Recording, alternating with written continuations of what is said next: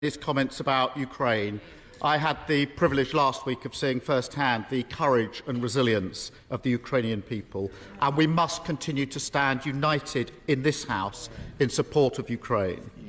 Mr Speaker, can I also say that the thoughts of the whole House, I'm sure the whole country, will be with the family of Nicola Bulley at this very, very difficult time. And can I welcome the new member for West Lancashire to her first PMQs. Mr Speaker, the Labour Party is proud to be the party of the Good Friday Agreement and peace and prosperity in Northern Ireland. We welcome attempts to make the protocol work more effectively. Does the Prime Minister agree with me that it has been poorly implemented and that the basis for any deal must be removing unnecessary checks on goods? Prime Minister. Well, Mr Speaker, let me welcome the honourable lady to her place and associate myself with the remarks of the honourable gentleman about Nicola Bulley's family. Our thoughts are, of course, with them. As he knows, we are still in active discussions with the European Union, but he should know that I am a Conservative, a Brexiter and a Unionist, and any agreement that we reach needs to tick all three boxes. It needs to ensure sovereignty for Northern Ireland. It needs to safeguard Northern Ireland's place in our union, and it needs to find practical solutions to the problems faced by people and businesses. I will be resolute in fighting for what is best for Northern Ireland and the United Kingdom. Yes, Mr Speaker, we all agree that the protocol can be improved, but there are trade-offs and we need to face up to them. His predecessor told businesses that there would be no forms, no checks, no barriers of any kind. That was absolute nonsense and it destroyed trust.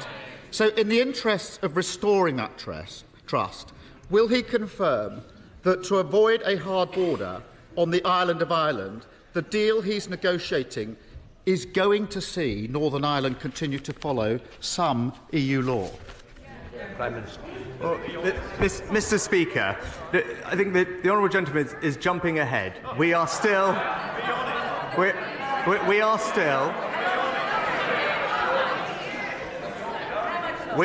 in intensive discussions with the European Union to ensure that we can find agreement that meets the test that I set, and that is sovereignty for Northern Ireland. It's Northern Ireland's place in our precious union, and it is to find practical solutions to the problems faced by people and businesses. I have spent time engaging and listening to those communities in Northern Ireland, businesses and political parties. I have a good understanding of what is required, and I will keep fighting until we get it.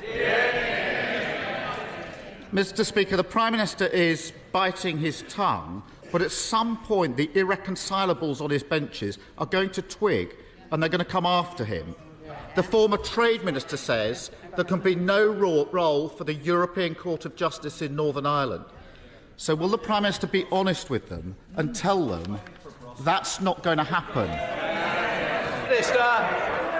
Mr Speaker, now again, we need to keep going to actually secure an acceptable agreement. But for the honourable gentleman to be talking about a deal that he hasn't even seen, that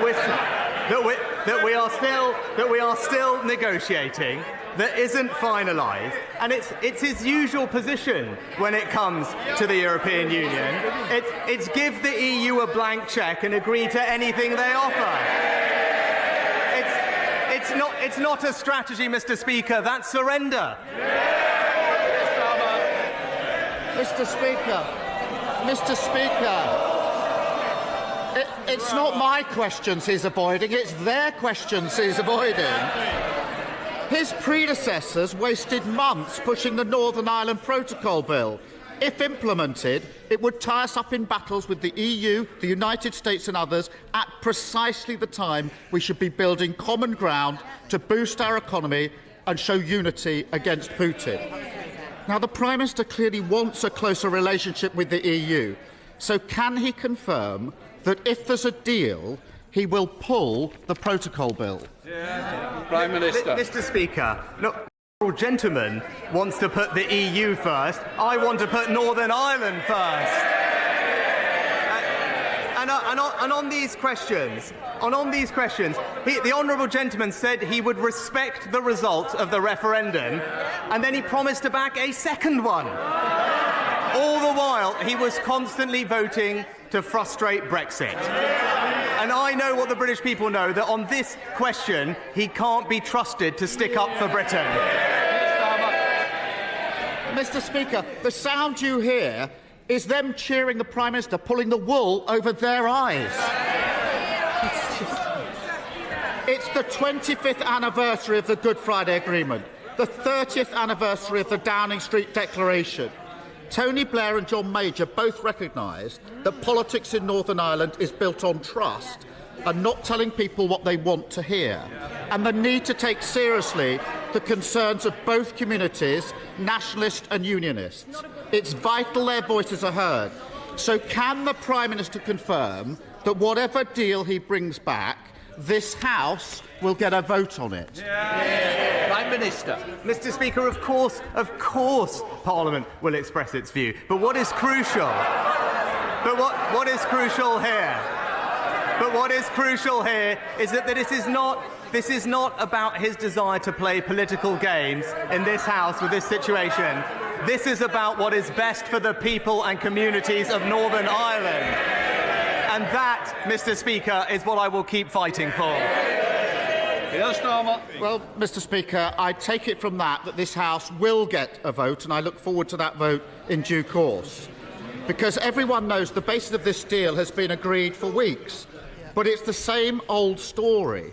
The country has to wait while he plucks up the courage to take on the malcontents, the reckless, the wreckers on his own benches.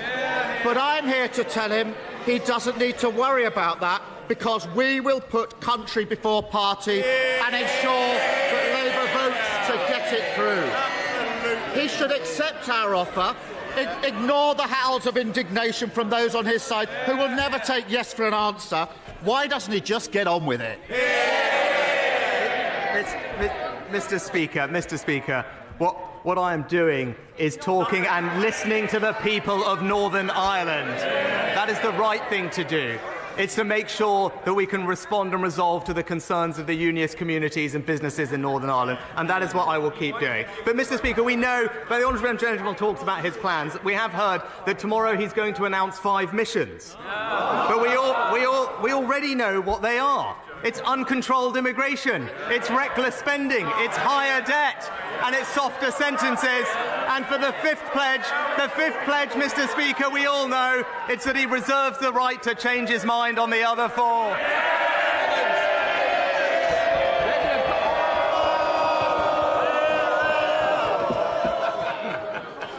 Thank you, Mr. Speaker.